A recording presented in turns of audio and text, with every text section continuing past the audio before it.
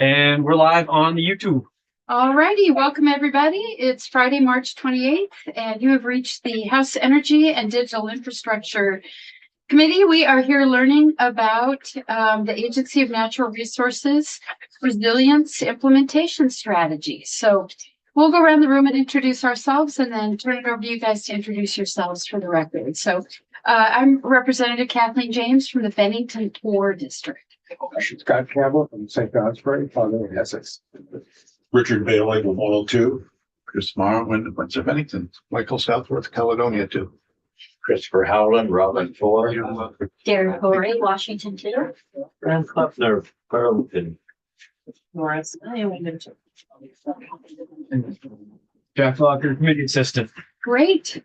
All right. Over to you. I believe you submitted a oh, there it is. Presentation. Great. Awesome. Wonderful. We are hard copy people, quite a few of us.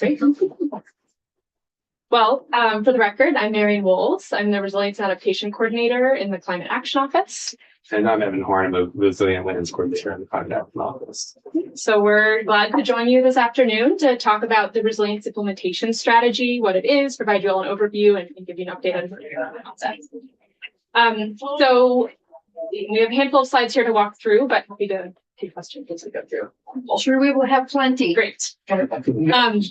So on January 3rd of 2024, a little over a year ago, Governor Scott and Treasurer Pichek announced the development of something called the Resilience Implementation Strategy, which is intended to be a joint initiative to identify and prioritize climate resilience needs and evaluate the sufficiency of currently available funding to implement those needs.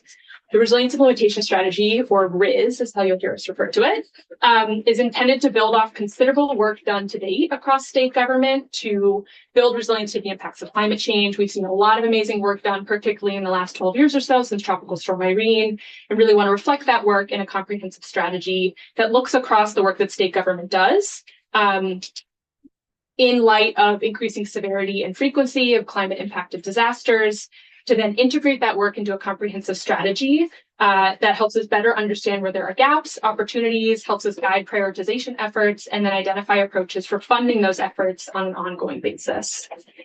The Resilience Implementation Strategy will be complete on July 1st of this year and is intended to complement the completion of the Climate Action Plan that the Climate Council is currently drafting. It was envisioned as a complement to the Climate Action Plan, but taking a more targeted approach to look at just the work of state government and the work that we do and within state government activities and departments and programs to build resilience to the impacts of climate change.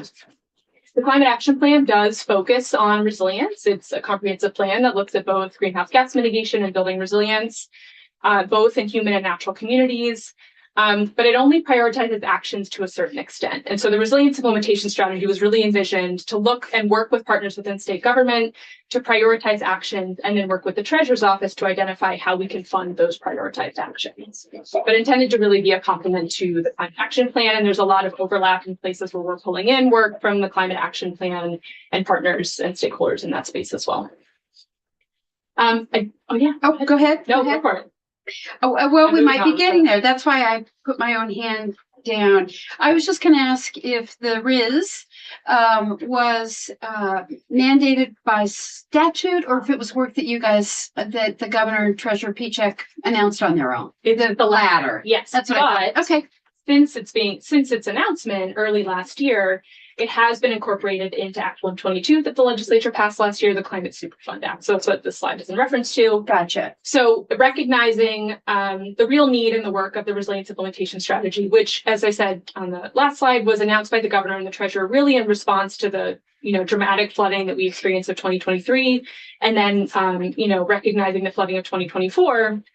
As the legislature was drafting the Climate Superfund Act, which, if folks aren't familiar with it, the Climate Superfund Act establishes a cost recovery program. The purpose of that program is to hold fossil fuel extractors and crude oil refiners responsible for the damages that the extraction of those fossil fuels have caused to Vermont over a set period of time, 95 to 2024. The program then sets up a mechanism by which the Agency of Natural Resources essentially sends a bill to the fossil fuel refiners and extractors for the damages and their share of damages to Vermont. Within that act, go ahead, sure. Yeah, Rep. Southworth. Any idea how much money to date that fund has been able to reclaim? We are still very much in the early processes of this. So I'm happy to talk more about the fund, but no, I don't have a number for you at the moment.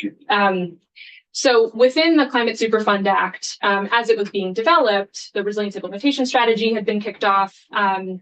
And the Resilience Implementation Strategy is now incorporated into that act as the place and sort of the mechanism whereby projects and priorities and needs can be funded through monies gathered through the Climate Cost Recovery Program. So that's where the RIS is now called out in statute, but it was sort of after the initial announcement of it. Okay.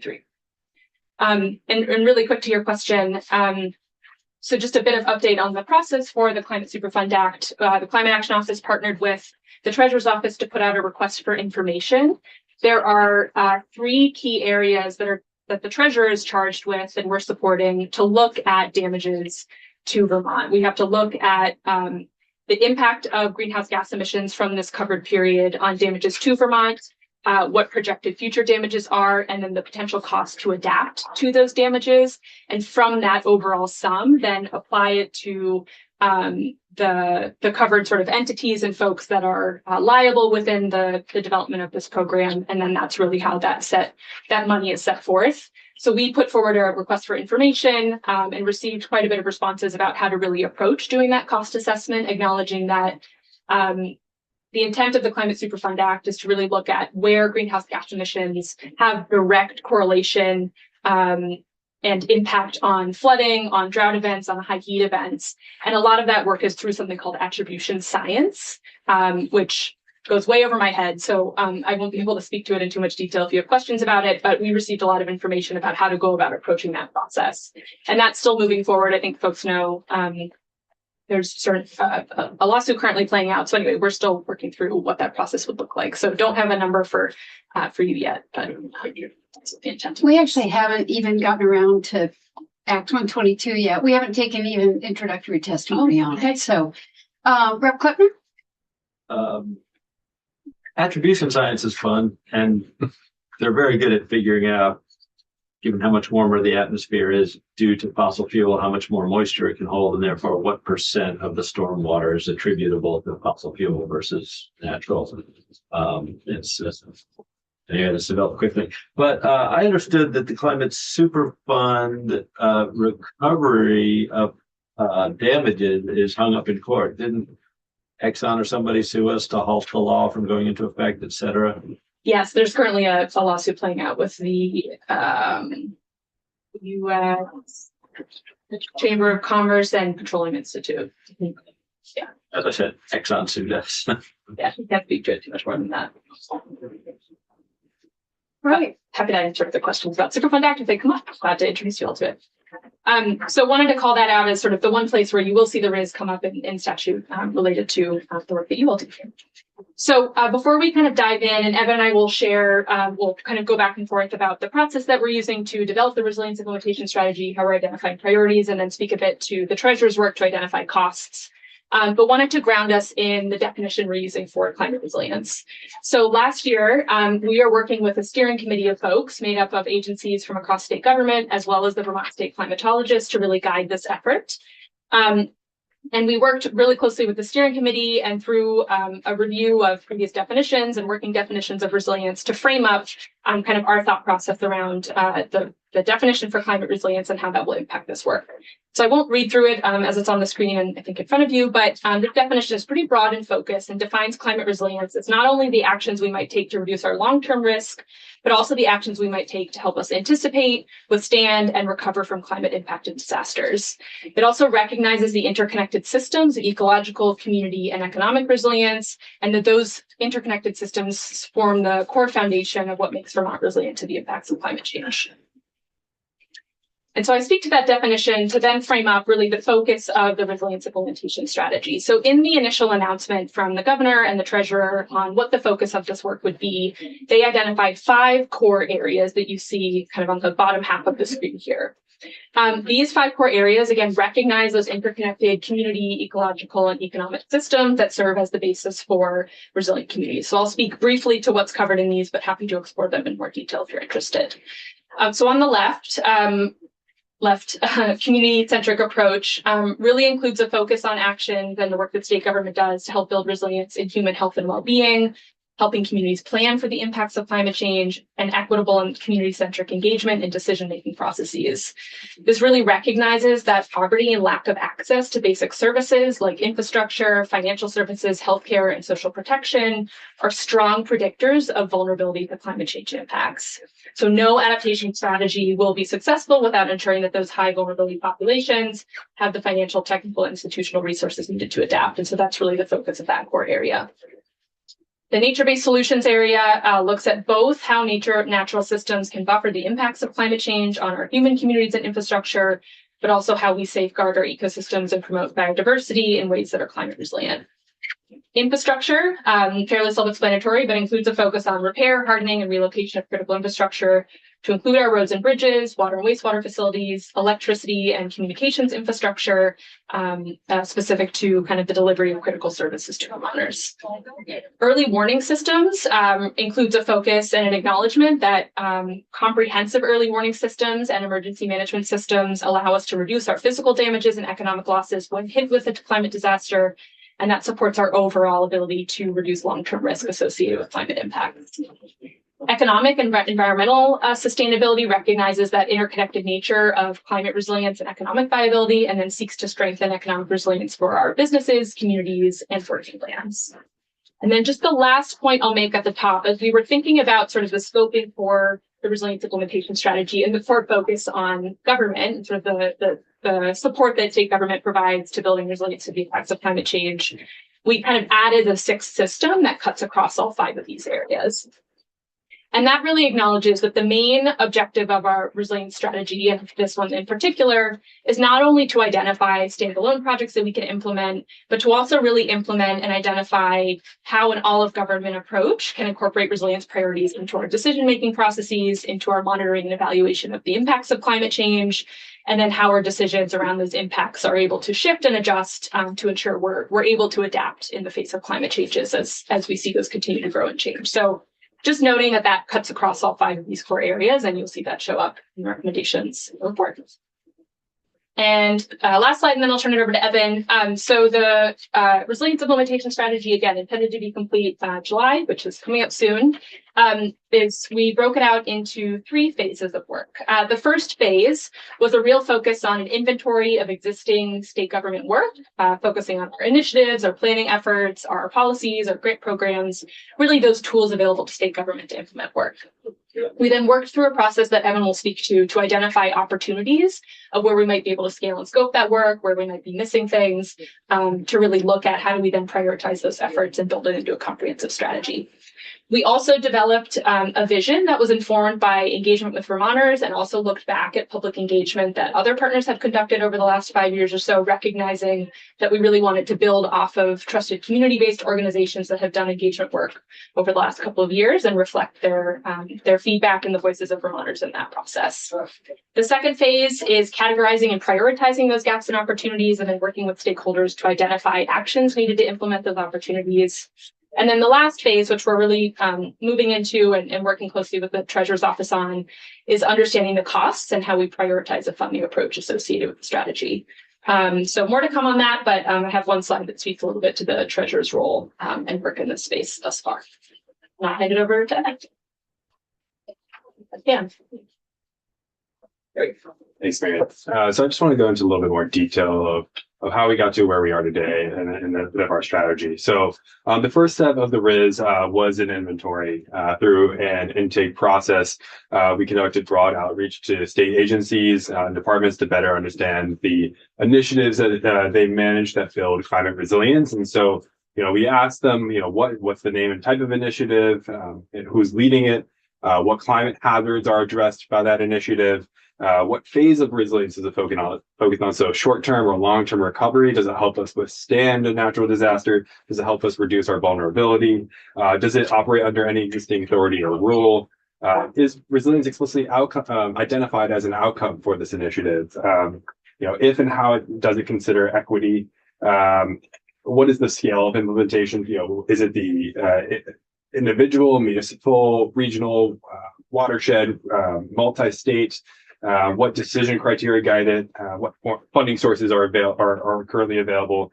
And we asked staff explicitly what opportunities already exist to expand or strengthen their programs. And the inventory, really provided us with an overall picture of how state government is already contributing to climate resilience, and helps us identify gaps, funding needs, and opportunities for better coordination. We identified 333 different state initiatives across 30 state departments, division boards, and offices that live in a dynamic database that we hope to make public later on this year. But it's a really handy tool that we've kind of collected all this information into one place.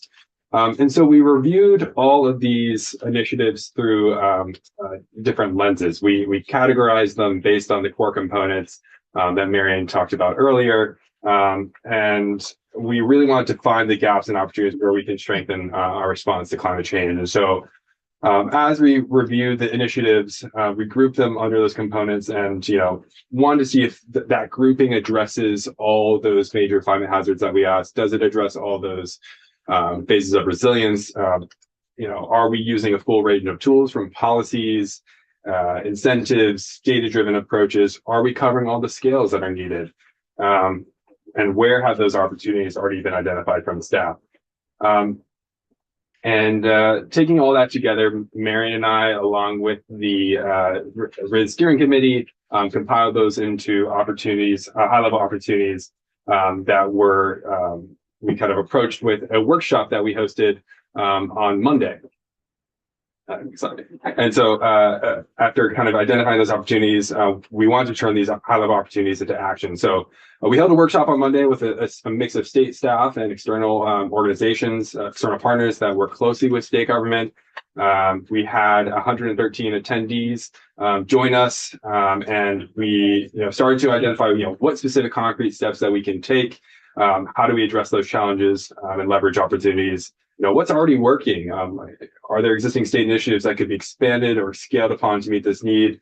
Where do these opportunities and solutions fit in broader state efforts? Like the Wildlife Action Plan, the State Housing Mitigation Plan, the SCORP, the Food Recovery Roadmap to 2035. So looking at all those plans. And then the goal of this workshop was really to move beyond assessment and start thinking about implementation to identify scalable solutions, actual next steps, and potential collaborations that will strengthen our resilience efforts. Thanks, Evan. So just two more slides to wrap up here. Just wanted to identify where we have held public and stakeholder engagement or plan to over the next couple of months. So we kicked off, after kind of thinking about the resilience implementation strategy and developing an approach for it, had some public events last year, about a year ago. We have since had some online survey engagement to gather feedback on a draft, the climate resilience vision, which the final version is posted on our website. Happy to share a link with you all. As Evan noted, we had a workshop on Monday with a lot of folks to really engage and look at that opportunity assessment and identify where there are actions to meet those gaps and opportunities that have been identified. We are planning for public engagement in May to get feedback from folks across the state around the proposed strategies to fill those gaps. And know we'll be working closely with the Treasurer's Office too on their work to identify the costs and ways to sort of implement these particular solutions. And then, planning on the resilience implementation strategy being complete in July, but acknowledging that we really want to think about how do we move into implementation for these particular efforts, understanding that we prioritized and, ways to sort of fund that effort identified with the Treasurer's Office. Plan to share the finalized resilience implementation strategy through a lot of the public engagement that we do over the summer. And we'll just put a plug in for the community engagement and communication coordinator of the Climate Action Office, Sophie Veltrop, who has built a really fantastic system to build long-term relationships with folks through on-the-ground engagement, attending community meetings, free laundry days in Burlington, sort of attending a lot of workshops and engagement that she's been doing over the last couple of years to really build long-term relationships with Vermonters. And so attending a lot of those events starting in the spring and into the summer to share the resilience implementation strategy, really meeting Vermonters where they are. And then plan to do that continued ongoing engagement as a key component of the Climate Office's engagement work. So the last slide I'll just share with you all is just to give you a sense of really the treasurer's role in this work, but would encourage you all to chat with him in more detail about this in particular. But in addition to the Resilience Implementation Strategy Steering Committee, which is helping guide us on the process and the identification of opportunities, the Treasurer's Office is leading a working group kind of in tandem to that is charged with advising the Treasurer's Office on potential funding and financing strategies to support priority investments in climate resilience. And so they're looking in sort of two broad categories, and they're currently just kind of inventorying and identifying what potential funding and financing solutions are available out there to meet the need in two areas. The first being sort of post-crisis financial flexibility. So how do we really meet, what are the funding and financing available to meet acute disaster needs? And then the second being what funding and financing is available to meet sort of proactive adaptation needs, where we can take steps to adapt and reduce risk ahead of acute events like floods, ice storms, wildfires, but also long-term events like drought as well. And so that work is ongoing. There's a lot of coordination between the two groups in that space, and that will yield, will come together in the final RIS report. And that's it. Happy to answer questions. Rep. Klettner? So you said the climate action plan, you're drawing stuff from that to inform your work. Does it go the other way too? Is the work that you and the treasurer are doing flowing back into the climate action plan? Some, I think, just in terms of the engagement between the stakeholder groups and the partners that are serving both on the Climate Council or supporting that work. Many of the state staff who serve as staff support to the subcommittees, I think, are involved in the RIS process as well. I think the climate action plan development process, there's a lot of kind of partners and moving pieces involved. And so they are a little bit further on, I think, in their development of actions than the resilience implementation strategy is. So I'm not sure how much of the resilience implementation strategy pieces they're pulling into the climate action plan, but I do know the intent is to really speak to the outcomes of the resilience implementation strategy, particularly around the funding recommendations that the treasurer will write in direct reference in the climate action plan itself. So there is some kind of coordination there, and some connection just mostly with the sort of stakeholder groups that are involved in the efforts. Great, thank you. Rep. Murray? So you mentioned this was state government focused. So is there a phase of this when we're gonna partner with non-government entities to look at the broader system of possible supports for implementation strategy on the adaptation? It's a good question. It's not something specific we've planned for or talked about too much, but we'll say, as we've been doing engagement on the resilience implementation strategy, and at this workshop on Monday had a number of partners from outside state government who work closely or are able to kind of advise and check us on the opportunity assessment.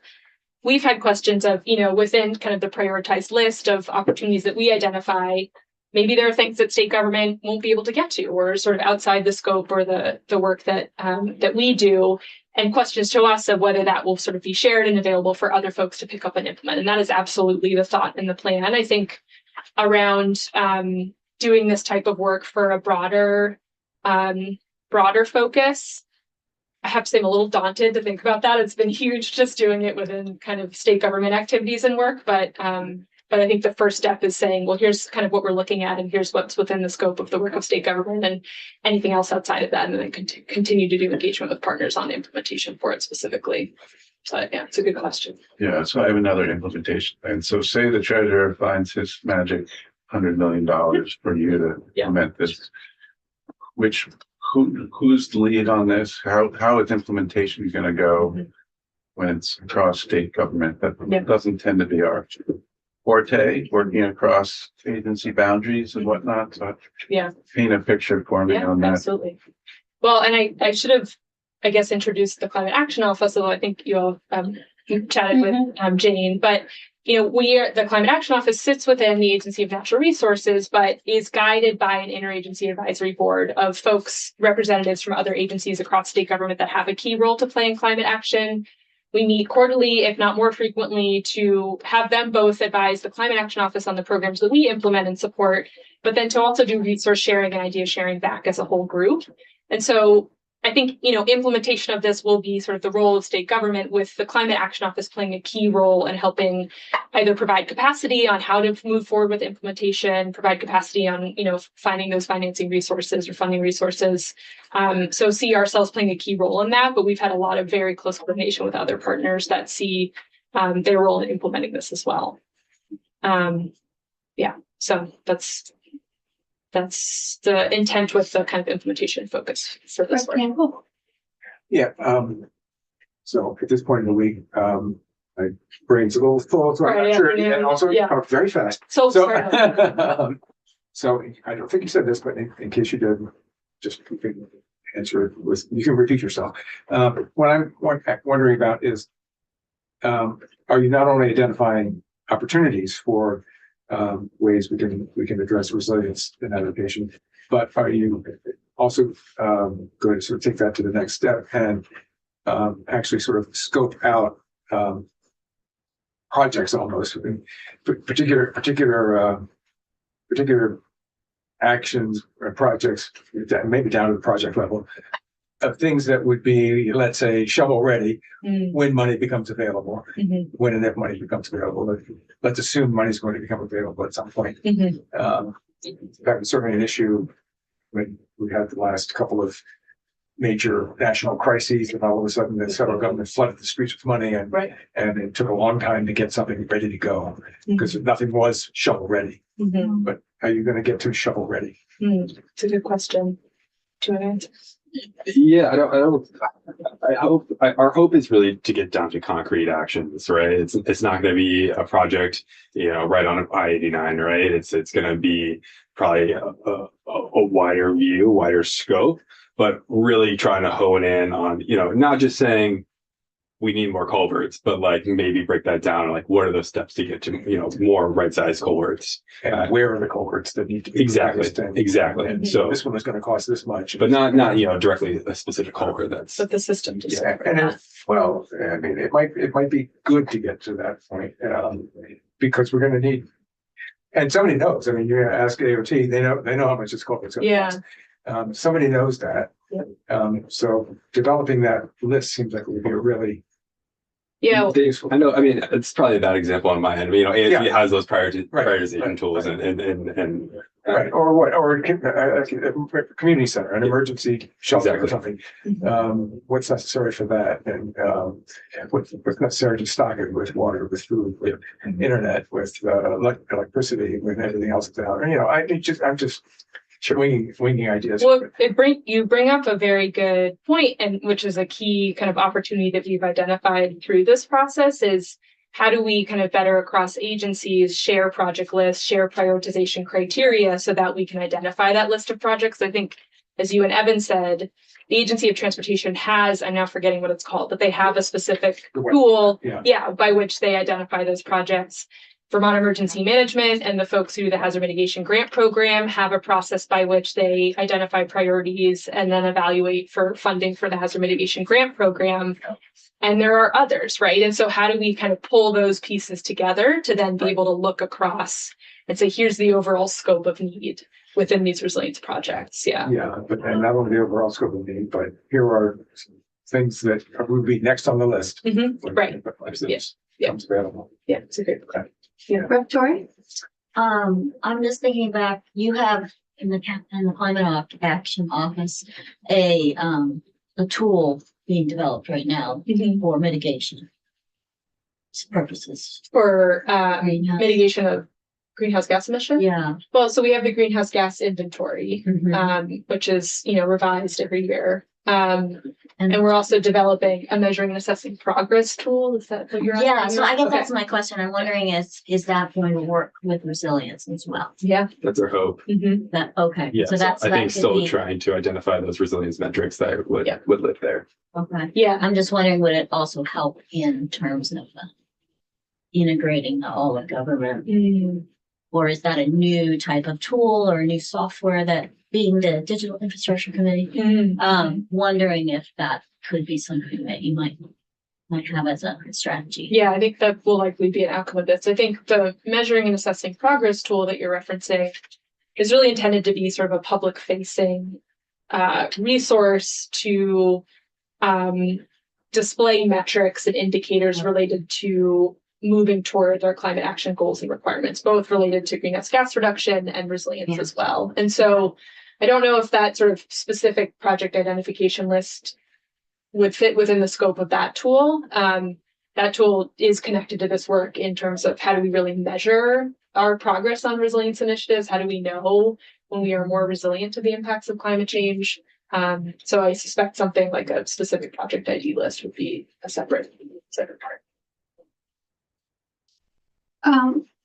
Go ahead, Rep. Oh, I was just curious whether there are any statutory wish lists coming out of your department for the near future to support efforts towards resilience. I don't think we put forward any statutory wish lists this year beyond I know there was related to the climate super fund, some additional together with the treasurer's office funds to help support that cost analysis that you all were chatting about earlier.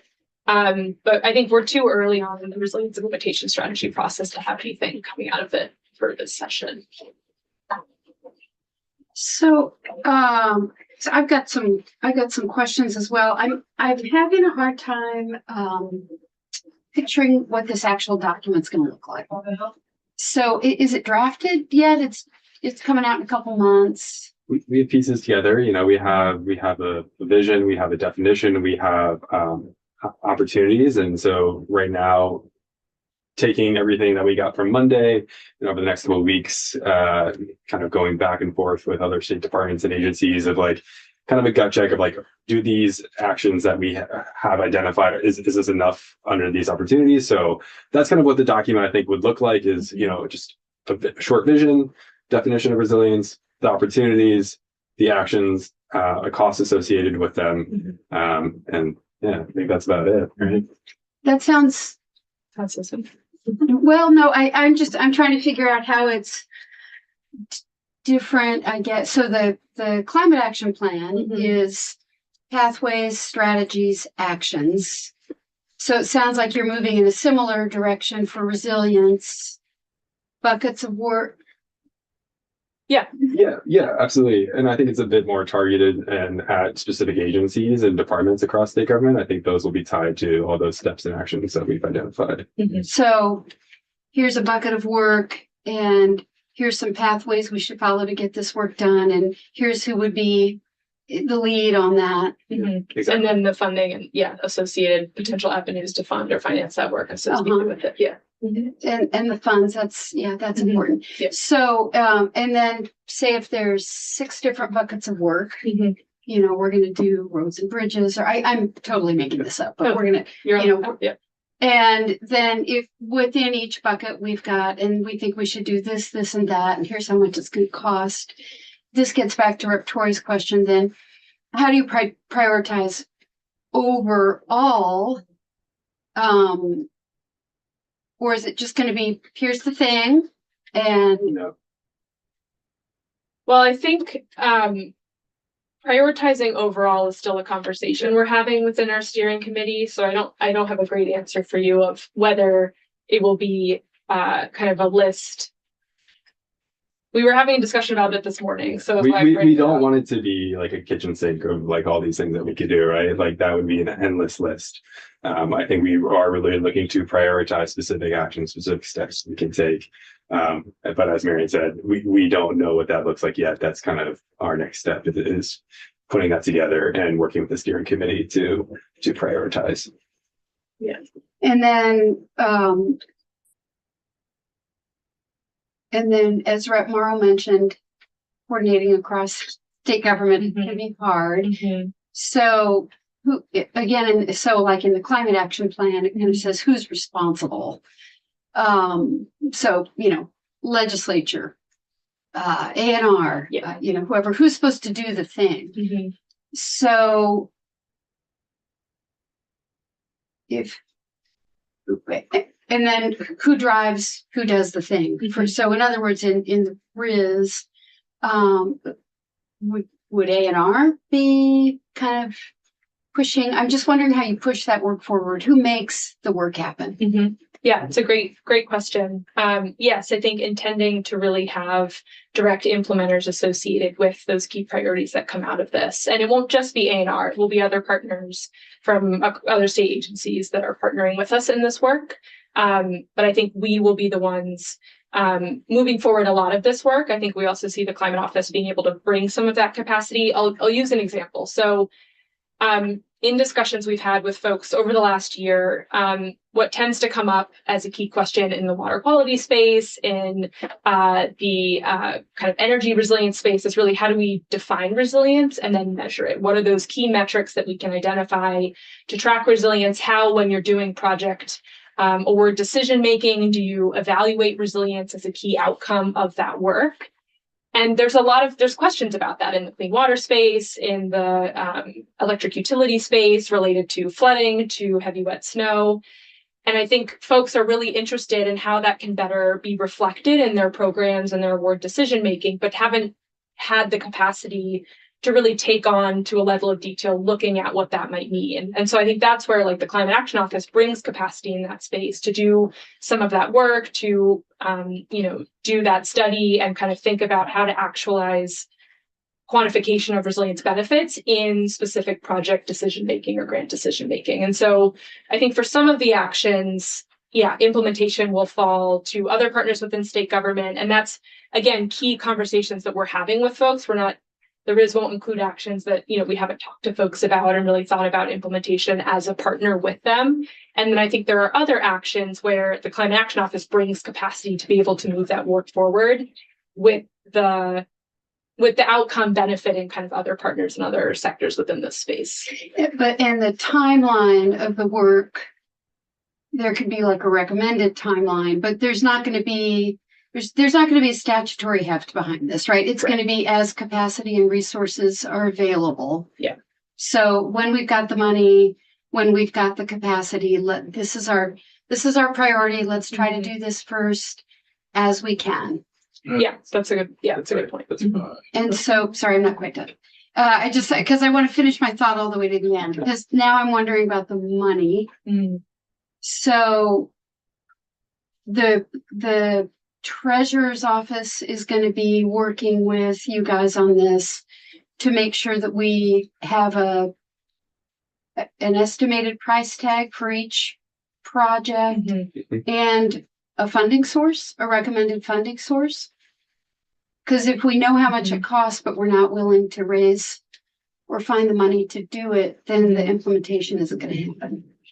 That's the idea. I think we're still, as I said, not, still working through what exactly that would look like. But yeah, that was the onset and the idea with the partnership with the Treasurer's Office, is to look at the prioritized actions that may come out of this and then really identify how much might that cost and how might we be able to pay for it. And maybe some of it is, direct kind of one-to-one dollars. Maybe there are other financing ways to do that, to support implementation of some of this work in different spaces. So there, as I said, this working group, they've met quite a few times now, and are still going through the scope of, how do other states fund resilience? What is it? How are other states kind of paying for these types of infrastructure investments? Or are other states or other jurisdictions piloting, creative ways to quantify the benefits that a nature-based solution might bring to a downtown area and being able to use that to pay? So they're really looking at sort of what's the realm of kind of creative funding and financing solutions, and then being able to pair that ultimately with recommendations that come out of this. Okay. Yeah. Mara, sorry, I was worried I was going to lose my train of thought. Go ahead. No worries. I mean, in my mind, the difficulty in talking about resilience is you have to have a system approach to it, right? Because there's a lot of resilience work already being done. AOT is upgrading culverts, right? We just passed this farmer feeding Vermonters bill. That's resilience. We passed the flood bill. There's position for Vermont emergency management in there. There's support for municipalities after the next flood. This is all good resilience work. And it's all happening to some degree all over state government and out of state government, right? So the importance of this work in my mind is trying to bring it all together in a systematic approach, looking at the whole of the state and how we can support Vermonters at different scale, at the individual scale, at the municipal scale, the regional scale, how the work we're doing through the RPCs is super important for us, our small towns where I live, you know, and then of course at the state level. So you have different scales, you have different sectors, you have different, you know, it's this, and you have to have a system-wide approach to it, which is a challenge in this building and just in general in analysis and public policy, I think. So, I mean, this is nothing new to you because you guys are living this, but I think when you're rolling it out, somehow how you communicate that is going to be important. Yeah. You know what I'm saying? Yeah, absolutely. Yeah, no, I appreciate that comment, and that's something that we are, you know, taking, you know, very seriously and take consideration. You know, we're really asking what's the scale of every initiative, and you know, we invited, you know, community-based organizations, RPCs to weigh in. Like, all right, what are they already doing? Where do they need our help? What is the federal government already doing? Where might we be losing funding, for example, through NRCS, you know? So it is really looking at that big picture, but, you know, noting that state government is limited, you know, we can only do so much and we do have boundaries. Yeah, but I think I agree. I think that systematic approach to looking at resilience, I mean, if I go back to, I mean, even this covers a huge range of work, and to Rep. James's comment earlier of, you know, are you prioritizing just based on these buckets or sort of an overall picture? That takes into question sort of that systematic approach of how are we incorporating resilience broadly into decision making, and for whom and for which outcomes, and resilience at what scale. And so some of that I think comes out of some of the key things we're noticing around and bringing out of conversations around sort of this broader government systems approach of how do we incorporate it kind of across these various sectors and areas of work. Also bringing in, as Evan pointed to, kind of the scales at which work happens and how we can be thoughtful about implementation and prioritization needs within that scope. Yeah. Rep. Sabili? Just heard you and agree with you about, you know, there's boundaries to, what was the word you said? It wasn't boundaries. Was it boundaries to what the government can do? Yeah. Agree with you. But I don't know that our definitions agree. What do you think the boundaries are? That's a good question. I'm not sure. You know, I like to dream big, but I also like to be practical. You know, I truly believe that, you know, every Vermonter should have access to affordable food, healthcare, housing. And so, you know, we need to find a way that helps do that in the best way possible. So I don't know what that looks like. I don't know how big the RIS is going to be yet. But I like to think that we can do as much as we can and try to do as much as we can. So I don't know if that answers your question. I think I wanted to highlight that that's kind of a subjective, you know, I mean, it's a word that's really Sure. worthy of some, you know, work to see if we can kind of agree on where those boundaries might be. Yeah. Rep. Campbell? Yeah, you guys have great jobs. This would be Agreed. so exciting to do this, because this is really the mechanics of coping with a destabilized climate. And you have to be thinking both in the planning, short-term, medium-term, long-term world, and also I think really in the short-term world, coming up with some specific things that are next on the list for when money becomes available, because money eventually will become available somehow. And in fact, having that list helps go find the money, right? So anyway, I think it's great to be doing this, and it's fun doing it. I thought your kind of discussion of short and long term brought up to mind a comment someone made at the workshop on Monday, was really thinking about, what are those short-term steps and solutions we need to take that are, you know, prioritized because of our need to protect life and property and sort of the impact we feel from climate change, and also that long-term planning horizon. And she was saying, you know, remember the early days of COVID where we were being told, okay, buy your groceries for the next 2 weeks and also get ready to get a vaccine in the next 4 years. You know, like Yeah. what's kind of that scale Yeah. of need, looking at that bigger problem and that bigger picture, but being able to scale and provide recommendations and both Yeah, of so those. another example of that occurred to me while people were talking here was, we have towns villages that are built along rivers that are in very vulnerable places in floodplains. And we know in the long term, we have to move these buildings because they're going to get washed away. Next time we have 8 or 10 inches of rain in a day or two, there's nowhere that can cope with that is in a drainage, in a flood way. That's sort of medium and long term, but the short term is that's not building more houses there. And so what are the mechanics of that? Zone regulations, building codes. We don't have a residential building code in the state. Things like that are Right. important. Right. Which some work, with the passage of the Flood Safety Act, right, took some steps in that space. So some of that. And I know that there is an effort through FEMA, through the building resilient infrastructure in communities. Yeah. Some funding to help Division of Fire Safety with exploring what the mechanics are of adopting a building code. I don't know how far that's going to get. It was falling apart. Our government's falling apart.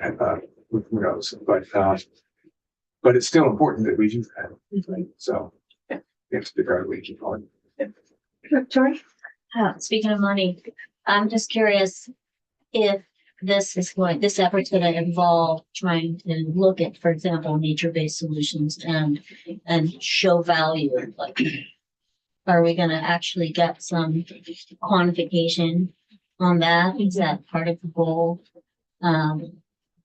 It's really hard to quantify, ecosystem services, right? That's like it's a $1 trillion question. And so I don't know if that's the scope of their resilience investment working group. I can correct me if I'm wrong, Marion, but They're not doing that. I mean, they're looking at maybe other places or case studies of where that's been quantified and been able to be used for financing. And they're not doing that like direct research, but I will say though, if it doesn't come out of the RIS, it's been something that's been asked in many other spaces. So it's something that we want to pursue coming out of our office and with the rest of ANR and other agencies. Yeah, Yep. I mean, because I think about Vermont, internally, but also our role in the region. Yeah. How well we do our conservation has a big impact on regional resilience. Yeah, And I'm just wondering, I mean, at some point, that's got to become, that value has to be actualized. absolutely. Could you guys talk a little bit more? Tori asked about it, and I'm curious you'd said that there's some thinking going on around this. On the emissions side, we have a clear metric.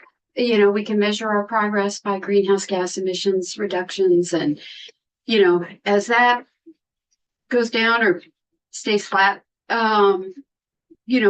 we build policies to try to bring that down, and it's one metric.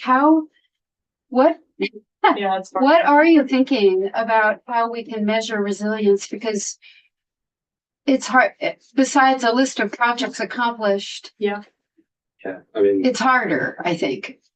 Yeah, I think it's a different question too. I think with greenhouse gas emissions, those emissions, we sort of feel them, track them globally, right? And sure, like with the Climate Superfund Act, we through attribution science may be able to attribute emissions from one particular fossil fuel extractor, one particular area, and actually attribute that to one particular storm, one particular drought. But that's a pretty nascent field, and so as we talk about resilience, and this is actually Rhett Mara was asking you about like scale and what it means for folks. as we were developing the vision and sort of looking back at where local, regional, and state partners have kind of done engagement within their communities about what resilience means to them, one of the key themes of comments we kept seeing was resilience is really felt locally. Like the impacts and decisions we make to increase resilience is felt at a very local scale, at our neighborhood, at our community scale, and then up from there, which is different than sort of as we talk about global greenhouse gas emissions. And so because of that, I think that one metric for resilience is really hard to get at, because resilience for the impacts of flooding is different than what resilience might mean for communities and farmers and other folks who are dealing with drought. And so as we're developing the Climate Action Office, a measuring and assessing progress tool that's looking to identify what are those metrics, where do we have data and key indicators that we can kind of show on a dashboard. And we broke it down and kind of looked at it by sector and have identified metrics by sector, but we haven't gotten to sort of that one key indicator. And we'll say, we're part of the U.S. Climate Alliance and have had meetings with other states who are grappling with the same question. I mean, folks have thrown around like a happiness index, like some sort of way to track happiness as sort of an overall picture of resilience, or, economic, the ability to kind of move and have economic resources as a key indicator of resilience. But that's resilience for people. How then do you show resilience for our ecosystems and our natural communities? So I think it's going to have to be a different question for resilience. I don't know if we'll ever get to one measure. It's going to have to sort of be by hazard or by sector or kind of climate impacted space. But we're attempting to do that through the measuring and assessing progress tool. Yeah. Yeah. Brett Clipman? So to prioritize, you're going to have some criteria by which you prioritize. And you've mentioned economic resilience, environmental resilience, community resilience. Yeah. And presumably you think about putting in a bigger culvert that's sort of primarily community resilience because the bridge doesn't get washed out. Secondarily, economic resilience because you don't have to pay to build a new bridge, right? But I would imagine you could evaluate everything on those three criteria and figure out how you're going to weight them and so forth. But and I'm just reacting immediately to what we heard. Great. As you said, you are talking to the U.S. Climate Alliance, and there are probably people there is someone out there whose full-time job it is to figure this out. So, and hopefully that's a really smart Many person. groups working on this. Yeah. Smarter than we are, but it is a good point about prioritization. And we're kind of wrestling with like, how do we really measure co-benefits of the implementation of particular actions? Because as we said, like ecological community and ecological community economics, are all sort of interconnected. And how do we evaluate the co-benefits of one particular action across those spaces? And we haven't answered that question yet, but we're asking it. And it's good to hear that we're actively, working with and gaining benefit from the U.S. Climate Alliance. You said, is there like a working group? Yes, there's a resilience working group. Several different working groups. There's quite a few, They coordinate. Great. Well, I can't wait to see the funding strategies. I'm very, very curious. To see,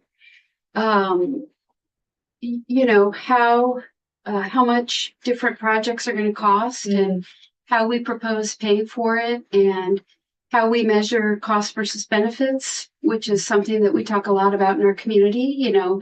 Climate adaptation and climate resilience always require an upfront investment, whether we're talking about the emission side or the resilience side. We've got to, pay to get to the other side. So I'll be curious to see how this document approaches that really important question. How are we going to pay for the climate work we need to do?